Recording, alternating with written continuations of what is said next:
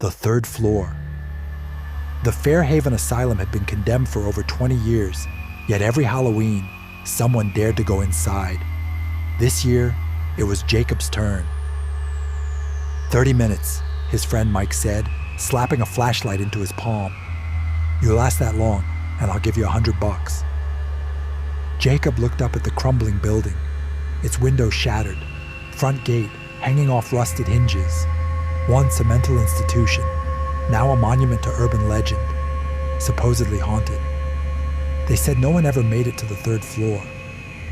What's so special about the third floor? Jacob asked.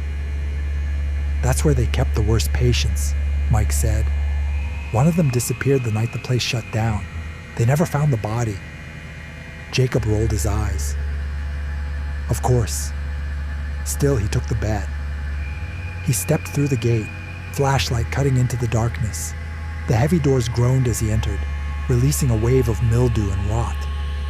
The first floor was what he expected. Peeling wallpaper, rusted beds, overturned medical carts. Names were etched above doors. Dr. Halverson, Patient Ward A, Electrotherapy Suite. A graffiti warning was painted near the staircase. Don't go up.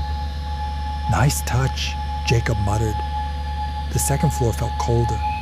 The hallway narrowed. Doors hung off their hinges, and the silence was more alert.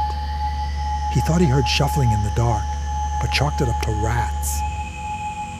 22 minutes had passed. He could turn back, but something about the third floor pulled at him.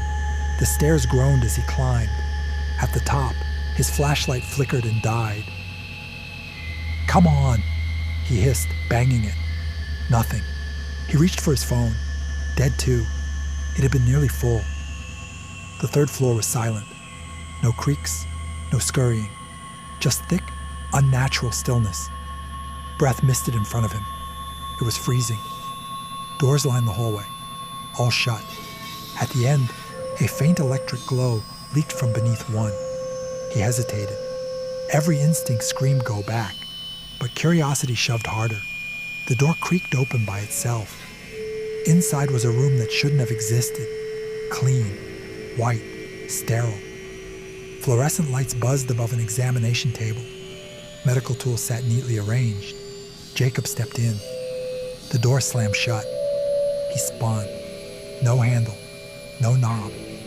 Across the room, a mirror hung, but his reflection didn't move. It wore his hoodie, jeans, tousled hair, but it was smiling. Jacob wasn't. He stepped back. The reflection stepped forward. Then it spoke, its mouth moving on its own. You shouldn't have come here. Jacob's back hit the wall. Who are you? The reflection tilted its head. I'm what's left. Of him. Of everyone. A high-pitched metallic wail filled the air. Then the white walls began to bleed. Red liquid trickled from the ceiling and ran down the sterile walls. The room darkened. Jacob pounded on the door, screamed. The reflection stepped through the mirror like it was water, still smiling. I need to get out, Jacob whispered. You already left, the thing said, its voice layered like a chorus. This is just your turn. The room collapsed into blackness. Jacob woke on the third floor. The hallway was decayed again. His phone buzzed back to life, full battery. 11:34 p.m. He staggered down the stairs and outside. Mike was pacing by the gate. Dude, where were you? You were in there for hours. What? No, I was only gone half an hour. Mike showed his phone. It's after 2 a.m. Jacob's skin prickled. He said nothing, just took the money and left. That night, the nightmares began, of the room, the mirror, the bleeding walls. The next morning, something felt off. His reflection blinked when he didn't, smiled when he frowned. He covered his mirrors, but that wasn't enough. Over the next days, people noticed he changed, zoned out, repeated himself. Once, someone found him outside the asylum at 3 a.m., whispering. He tried to explain, but every time he looked into glass, The thing in the mirror smiled wider. One morning, he woke to find no reflection at all. Then it started mimicking others. He'd look into the mirror and see Mike, his mother, strangers.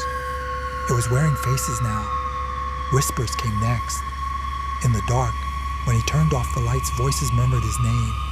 "Come back," they said. One evening, he received a photo. No number.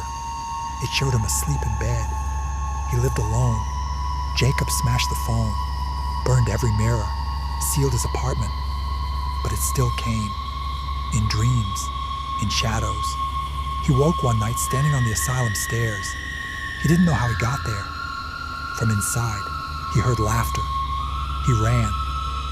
Months passed. People forgot. Until next Halloween. A new group of kids gathered outside Fairhaven Asylum. "I heard no one ever made it to the 3rd floor." "That's not true," one said. "Jacob did." "What happened to him?" No one knew. But on the 3rd floor, a new door had appeared. Inside, a white, clean room, waiting. If you enjoyed this video, don't forget to like, share, and subscribe to the channel.